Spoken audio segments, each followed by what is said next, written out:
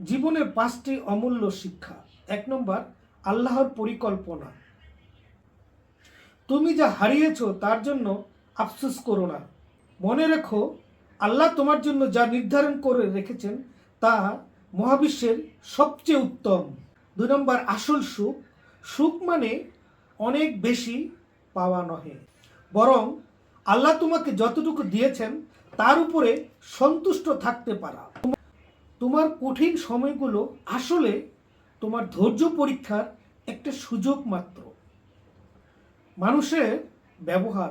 মানুষের আসল পরিচয় তার ধন সম্পদে নহে, বরং বিপদের সময় তার সুন্দর ব্যবহার ফুটে ওঠে। এমন আচরণ করো যেন মৃত্যুর পর তারা তোমার জন্য দোয়া করে। 5 নম্বর, রিজিকের নিশ্চয়তা। পাখি সকালবেলায় খালি পেটে বাসা থেকে বের হয়, কিন্তু দিন শেষে ভরা পেটে আবার তার নিরে এসে পৌঁছে। আর রিজিক অন্য কেউ কেড়ে নিতে পারবে না, শুধু আল্লাহর উপর ভরসা রাখো।